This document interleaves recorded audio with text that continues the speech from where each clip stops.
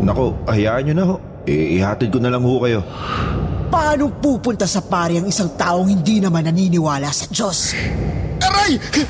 Kinagat ako!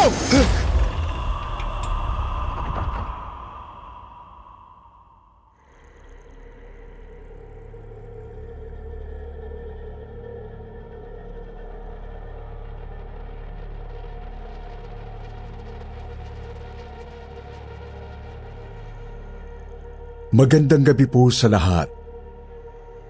Lalong-lalo na sa mga taong bumubuo po nitong channel ng kwentong Takip Silim na ilang taong ko na rin kasakasama sa tuwing makakaramdam ako ng pagkaburyong.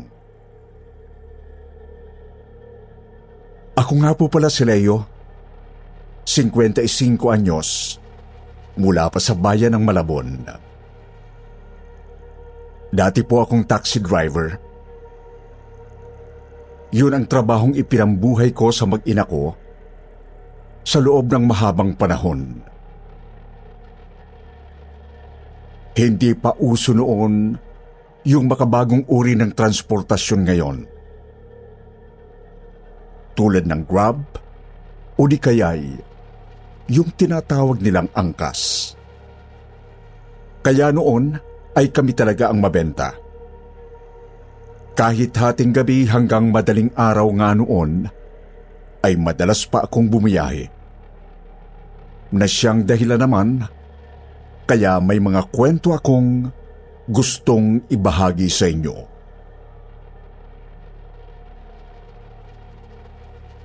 Ito po ang unang ikwekwento ko sa inyo ay nangyari sa akin mga magdadalawang dekada na rin po ang nakalilipas. Taong 2006. Ilang araw pagkatapos ng bagyong Milenyo, na isa sa mga malalakas na bagyong tumama noon sa atin. Ang daming nasira at malaki ang damage na iniwan ng bagyong ito. Kaya kahit yung mga daanan ay naapektuhan. Bumiyahe ako ng araw na yon, simula umaga hanggang hapon, nang hindi umuuwi sa bahay. Doon na nga ho ako nagtanghalian sa taxi ko. Todo kayod ako dahil yung anak kong nasa kolehiyo na ng mga panahon na yon, kinakailangan ng magbayad ng matrikula.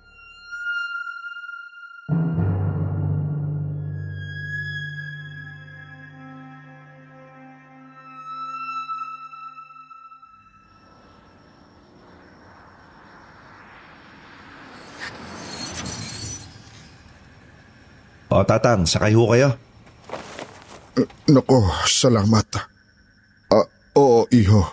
Sasakay ako. Sandali. Salamat at hinintuan mo ako, iho. Kanina pa ako nilalampasan ng mga dumaraang sasakyan. Naku, mukhang nanginginig nga ho kayo, tatang . Saan ga ho kayo galing at basang-basa ho yata kayo? Parang hindi naman po yata umulan ngayon . Umulan. Hindi mo lang siguro napansin. Ito yung tuyo naman ng kalsada. Nako, iho. Bababa na lang pala ulit ako. Ngayon ko lang napansing wala pala akong dalang salapi. Paumanhil sa'yo at nabasa ko pa itong upuan ng iyong sasakyan. Ganun ho ba, tatang? Nako, hayaan nyo na ho. Ihatid ko na lang ho kayo. Baka ho abutin pa kayo ng gabi sa kahihintay dito . Mag-aalas 5 na ho . Talaga? Tutulungan mo ko, iho? Ay, oo naman ho. Wala pa naman ho akong pasahero . Naku, mukhang nagugutom din ho yata kayo, tatang . Mas lalong hindi ko kayo kayang pabayaan dito sa daan. Meron nga ho pala akong biko rito.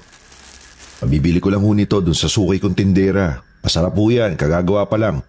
Kainin nyo na ho para mapawi man lang kahit paano yung gutom nyo. Napakabait mo naman, iho. Pero baka kalabisan na itong masyado.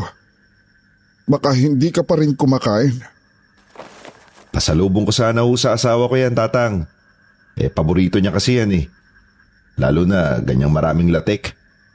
Pero pwede naman ho akong bumili na lang ulit pagbalik ko. Saan nga ho pala kayo bababa at parang habang kumakain kayo bumabiyahe na tayo? Sa Balete Drive. Doon mo na lang ako ibaba, iho.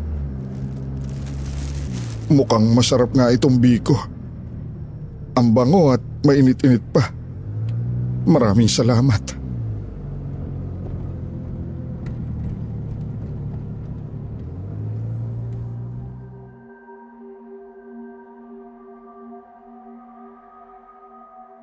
Medyo nagtaka pa ako nang sabihin sa akin ng matandang sakay ko na doon daw siya bababa sa Balete Drive. Magtatanong pa nga sana ako kung bakit doon. Pero nagsimula na siyang kumain na parang gutom na gutom. Kaya hindi na lang ako nagsalita para hindi siya maistorbo. Naisip ko na lang din na baka kasi may susundo sa kanya doon.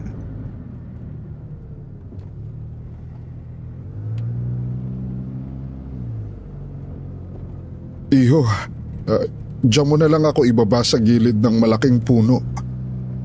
Maraming salamat talaga sa iyo.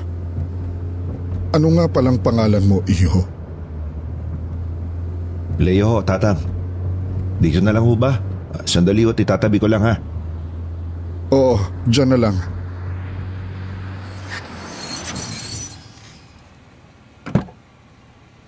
Ako nga pala si Agustin. Maraming salamat sa kabutihan mo, Leo. Hayaan mo't kapag nagkita tayong muli ay ibabalik ko sa iyo ang tulong na ibinigay mo sa akin ngayon. Ay, naku, huwag niyo na pong isipin yun, mga Agustin. Mag-iingat po kayo, ha? Marami hong natumbang puno rito dahil sa bagyo. Kaya dito na lang ho kayo maghintay sa pwestong to.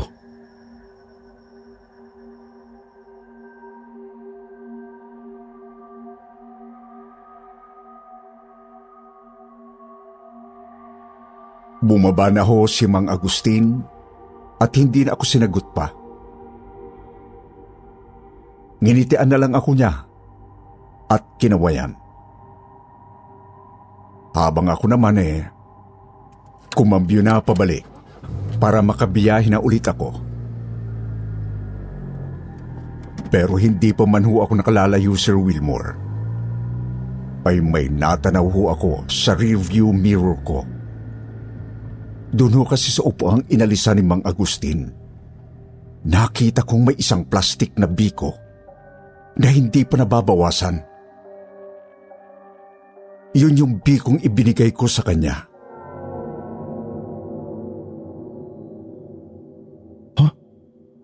Pero nakita akong kinain niyo to kanina.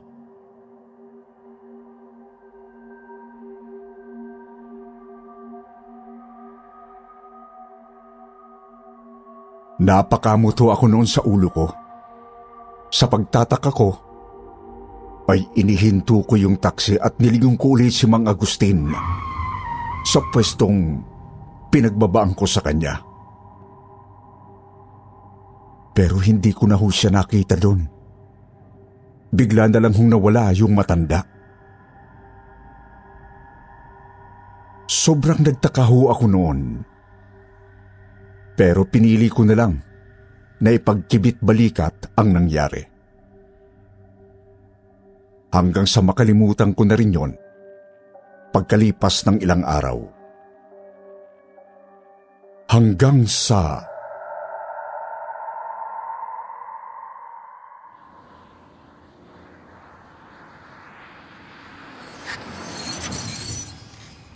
Saan ho tayo, mga bossing? Sa New Manila. Pakibilisan, nagmamadali kami.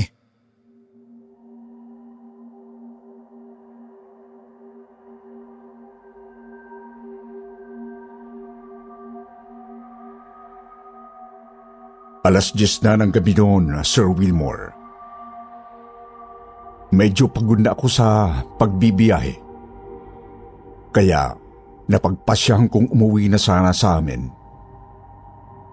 Nang may makuha po akong 2 lalaking pasahero. Isang medyo may katabaan, tapos isang payat. Formal ang mga suot nila na akala mo'y mga kagalang-galang na tao. Hindi ako naghinala ng anuman. Pero, nung napadaan na ho kami sa Balete Drive, Sir Wilmore, ganun na lang ang gulat ko nang biglang maglabas ng kutsilyo yung payat na lalaki.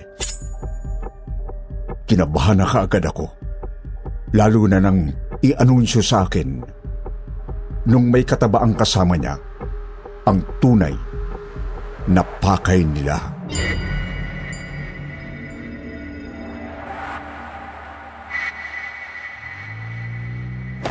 Hold up to. Bigay mo sa amin lahat yung pera mo. Huwag na huwag mong subukan pumalag. Kung hindi, tatastasin ko yung leg mo. Mga bossing, huwag naman ho kayong ganyan. Pang-matrikulo ko ng anak ko to eh. Maawa naman po kayo sa akin.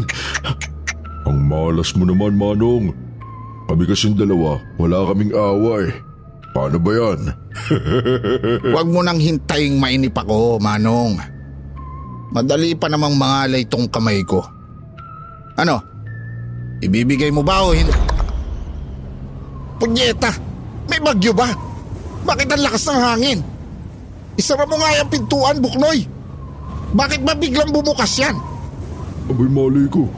Ayaw nga sumara eh. Aray! Aray, buwisit! May pumasok pa yatang hantik sa pantalong ko! Aray! Kinagat ako! Ako rin, Tasha. Ang dami kumakagat sa likuran ko. Aray ko po, ang sakit. Ang lalaki ng hantik. Saan galing ang mga to? Huwag ka na magtanong! Tulungan mo ako rito! Aray! Aray ko! Aray!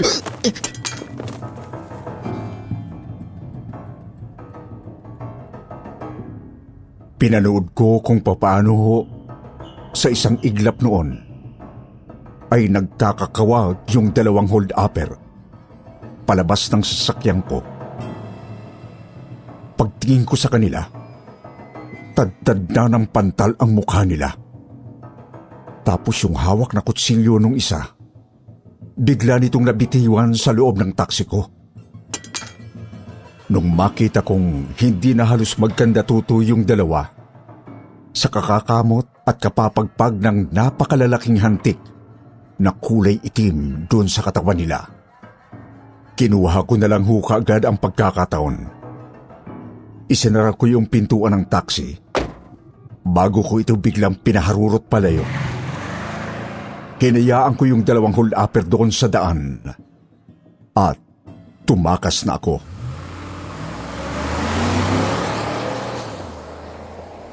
Nung medyo nakalampas na ako sa kalye, binagalang ko na ang takbo ng taksi ko para lang makahinga ako ng maayos. Dama ko pa rin yung matinding kaba, kaya napasa po ako sa dibdib ko. Umawak din ako sa kwintas kong krus na bigay pa sa akin ng kakilala kong pare. Pagkatapos ay pumikit ako habang umuusal ako ng dasal.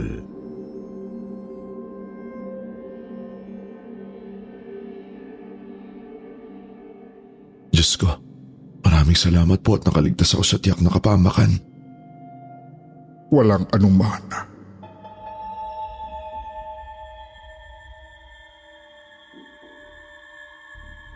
Bigla ko hong naimulat ang mga mata ko, Sir Wilmore. Meron ho kasing biglang bumulong na boses sa mismong tenga ko.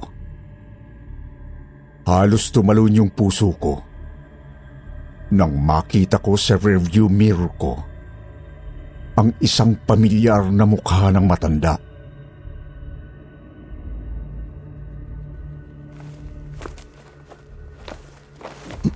Mang Agustin? Kumusta ka, iho? Nagkita na tayong muli. Heto nga pala ang bayad ko. Tanggapin mo.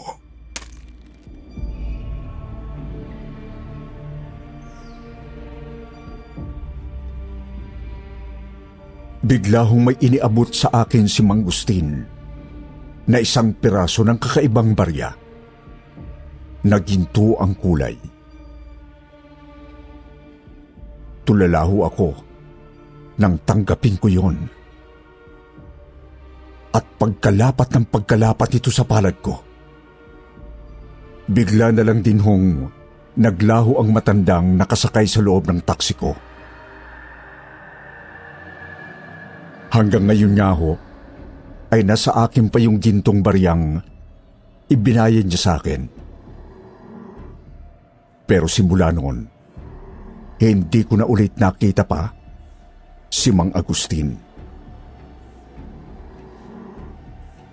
Ang buong akala ko noon, Sir Wilmore, yun na ang pinakamalalang kababalaghang mararanasan ko sa buong pagtatrabaho ko bilang isang taxi driver. Pero doon ho pala ako nagkakamali.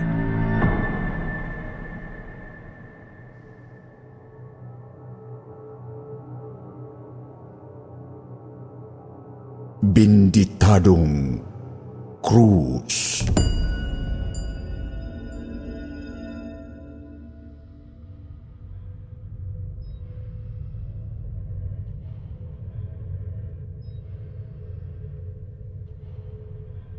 Itong pangalawang kwento ko po, Sir Wilmore, ay nangyari naman siguro wala pang 10 taon ang nakalilipas. 49 anyos na ako nito at nagtatrabaho pa rin kahit na napatapos ko na noon ang nag-iisang anak ko.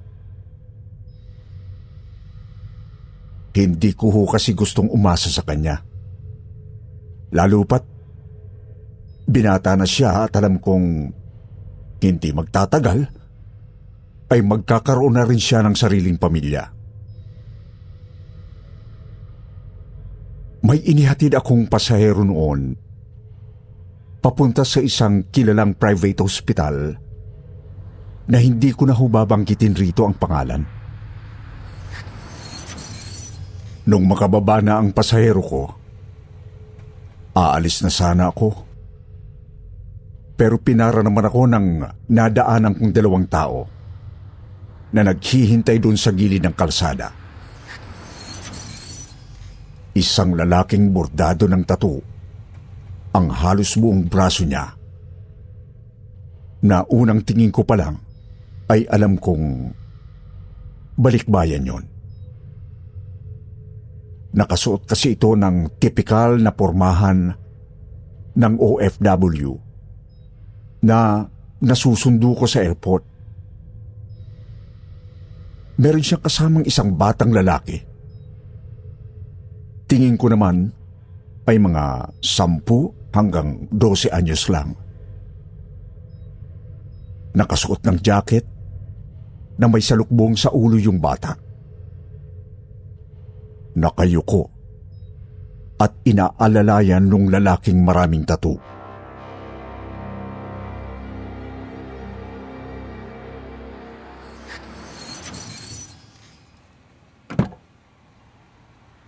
Saan ho tayo? Diyan lang sa may ermita.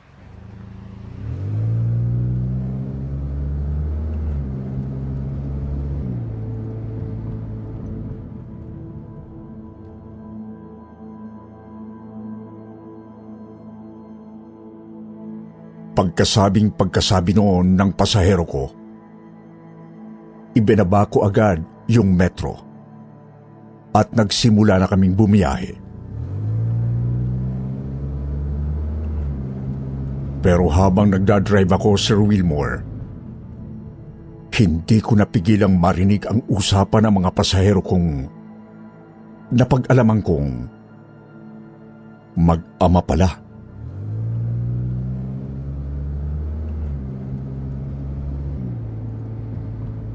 Ano, masakit pa ba ang sugat mo, Carlo? Pag-uwi natin, inumin mo agad tong gamot mo. Bakit pa pinagpipilitan mong inumin ko yan? Di ba ko sinabi ko sa'yo, hindi ako gagaling dyan. Pare ang kailangan ko, hindi doktor. Carlo, pwede ba? Huwag mo akong paandaran ng mga kalokohan mong yan. Hanggang ngayon ba ipagpipilitan mo pa rin sinasapihan ka ng demonyo? Hindi ka pa rin ba naniniwala? Hindi nga may paliwanag ng mga doktor kung saan galing tong mga sugat ko, di ba? Ilang beses ko bang sasabihin demonyong may gawa nito sa akin?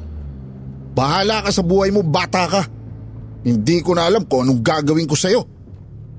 Kung hindi mo ba naman ako pinaubaya sa mga kamag-anak nating wala namang paki sa akin, hindi sana ako magkakaganito.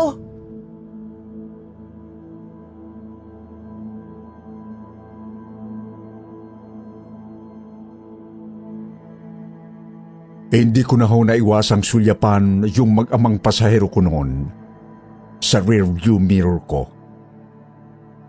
Dahil medyo malalakas ang boses nila. Kitang-kita ko ho na masama yung titig ng bata dun sa tatay niya. Naiiling-iling naman ng mga sandaling yon. Maya-maya, nakita kong ibinaling na lang nung tatay yung tingin niya sa bintanang ibinaba pa nito para makalanghap ng hangin galing sa labas. Samantalang itong bata, hindi inalis ang masamang pagkakatitig niya sa tatay niya. Hanggang sa makita kong unti-unti hong may namumuong ngisi sa labi nitong bata. Tapos, parang biglang namaga yung pagitan ng kilay nito.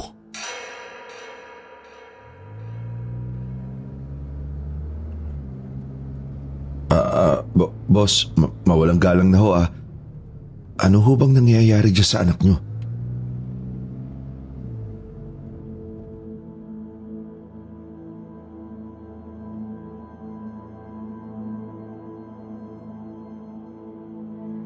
Nilingo naman ng tatay yung bata. At pati siya, nagulat nang makitang iba na ang itsura nito. Biglang pumasok yung malamig na hangin sa loob ng taksi ko dahil sa nakabukas na bintana. Dahil doon, naalis yung nakasalukbong sa ulo ng bata. At doon ako biglang napapreno nang wala sa oras. Bigla ho kasing lumitaw doon sa ulo ng bata ang isang paris ng umbok na laman na hugis-sungay.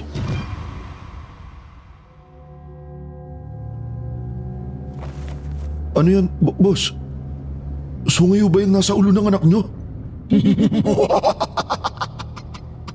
Diyos ko po.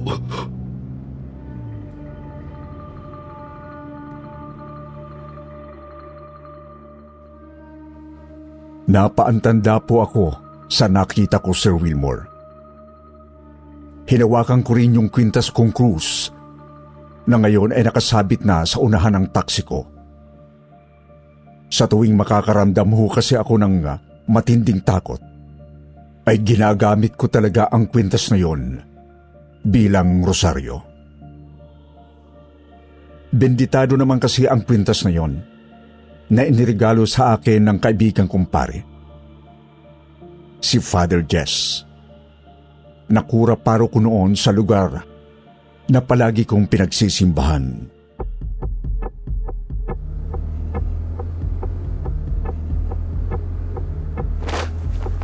Anak! Carlo! Ano ba? Itigil mo na to! Hindi na ako natutuwa sa'yo! Tanga ka bang talaga o sadyang nagmamahang-mahanga ka lang?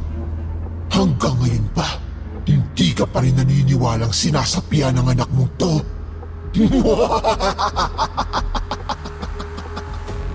Sinasapian?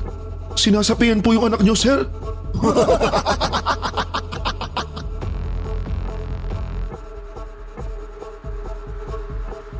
Tinitigan lang ako nung lalaki. Parang litong-lito ang mukha niya. Parang ayaw niya pa rin maniwala. Kahit nakikita niya naman na iba na talaga ang itsura ng bata.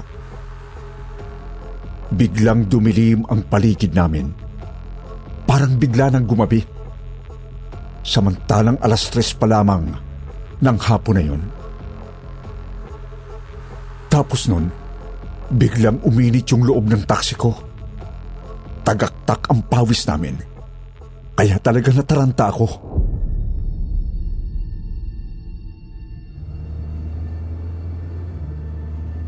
Dadalhin na natin sa pari ang anak niyo, boss.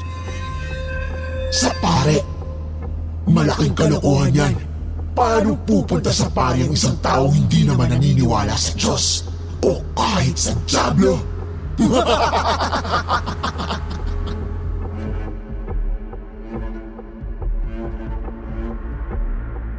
Doon ko ho nalaman na yung tatay pala ng bata, isa sa mga tinatawag na atheist. Kumbaga, sila raw yung mga hindi naniniwala sa Diyos, sa mga anghel, o kahit sa demonyo.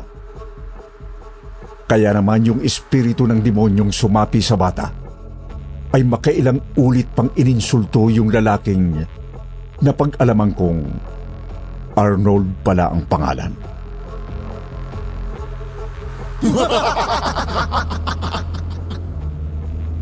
Boss, tingin ko kailangan na talaga ng tulong nitong anak mo.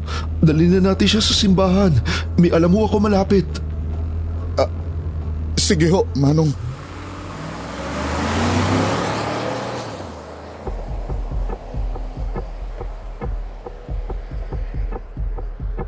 Hindi ko alam kung wala ba sa sarili yung lalaking si Arnold. Dahil para siyang tuod habang pinanunood ang anak niya na humahalakhak na animoy demonyo. Parang yun na yata ang pinakamalaking pagkagulat na naranasan niya sa buong buhay niya. Samantalang ako nga, nanginginig na noon habang nagmamaneho. Nung hindi na ako makatiis, maya-maya ho, ay nag-usal na naman ako ng dasal. Pero laking gulat ko, dahil nang gawin ko yon, ay ako naman ang binalingan ng masamang tingin ng batang sinasapian.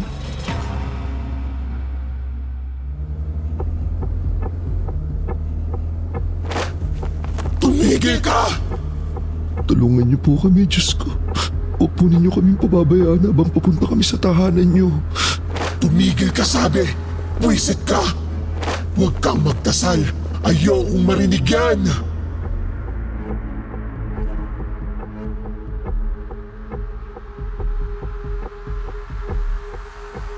Hindi ho ako nakinig doon sa sinasabi ng batang sinasapian. Tiniis ko na lang talaga yung nararamdaman kong takot noon. Hanggang sa bigla na lang akong dambahin nung bata. Boss, pigilan mo tong anak mo, mababangga tayo! Hindi ko siya kaya! Ang lakas niya!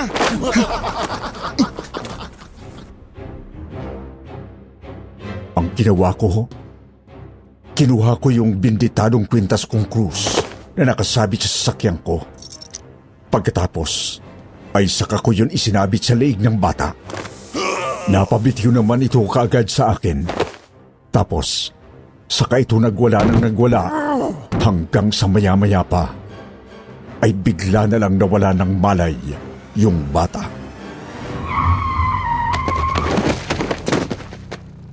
Carlo? Carlo! Mukhang nawala na ho yata ng malay ang anak niyo, sir. Ano ho ba kasing nangyari sa kanya? Paano ho siyang sinapian? Naglaro daw mag-isa ng Ouija board, Manong. Yun ho ang sabi sa akin ng mga kamag-anak namin. Kaya nila ako pinauwi galing Saudi. Ayaw ko pa nga sanang maniwala nung una eh. Dahil tulad nga ho na sinabi niya kanina, hindi ho ako naniniwala sa ganun. Pero itong nasaksihan ko, parang iba na ho yata to. Oo, sir. Kaya mas maganda ho talaga kung patitingnan niyo na siya sa simbahan. Tamang-tama ho. Nandito na ho tayo.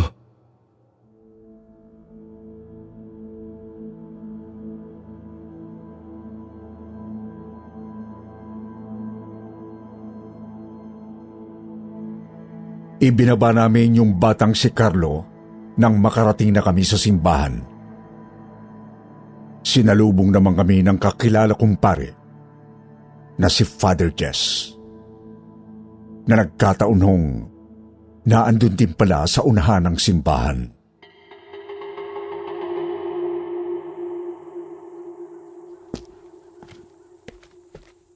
Maraming salamat ho, Manong. Wala nga naman po. Sige po, ipasok mo na po sa loob yung anak niyo, sir. Hindi na ho ako sasama sa loob. Sige ho, maraming salamat po ulit.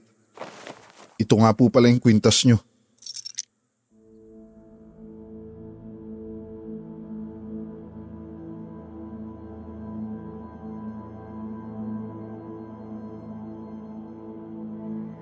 Umalis na ho ko, Sir Wilmore, nang makita kong inassist na ni na Father Jess yung mag-ama. Hindi ko na sila sinamahan pa sa loob dahil medyo tumataas na ho yata ang altrapresyong ko nung mga sandaling yon. Nabigla ako kahit nga habang nasa biyahe ako pabalik, nanginginig pa rin ang kalamnan ko. Pakiramdam ko, takot na takot pa rin ako.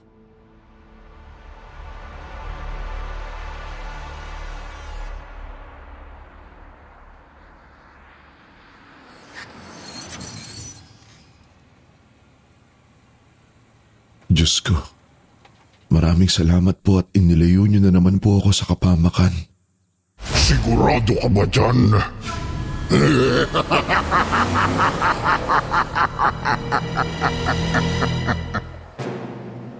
Napalingon ho ako bigla sa likuran ko nang may marinig akong nagsalita mula doon.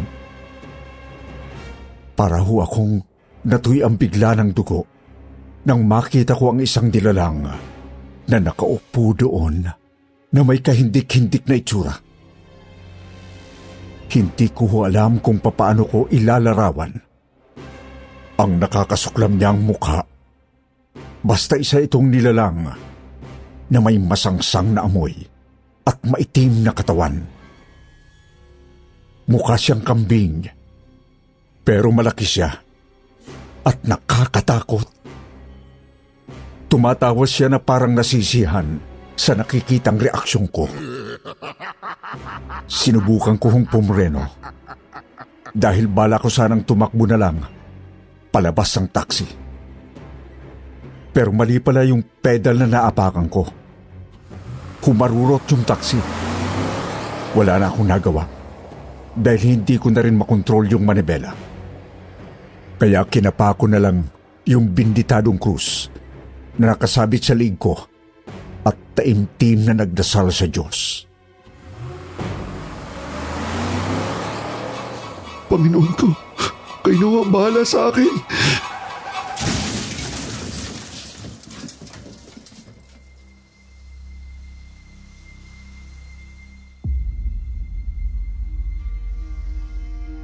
Nang araw na yon, Sir Wilmore, isang himala ho ang nangyari sa akin. Bumunggo ho sa malaking poste yung taksi ko at halos mayupi ito. Pero sa hindi ko humalamang dahilan, tanging konting gasgas lang sa katawan ang natamo ko. Walang malalang naging injury o ano paman, basta nakaligtas ako pagkatapos noon. At laking pasasalamat talaga sa Diyos. Iniisip ko na lang na baka malakas lang talaga ako sa Kanya. Kaya palagi kong nalalampasan yung mga ganong pagkakataon sa buhay ko. Pero pagkatapos ho noon, Sir Wilmore, nagpasya akong huminto na sa pamamasada ng taxi. Ayon na rin sa kagustuhan ng anak ko. Binigyan na lang ho ako niya ng pangnegosyo para may mapagkaabalahan pa rin ako kahit na hindi na ako nagtatrabaho. Sana ho ay nagustuhan niyo ang kwentong ito na ibinahagi ko sa inyo ngayon. Ako nga po pala ulit si Leo. Lubos na gumagalang sa inyo.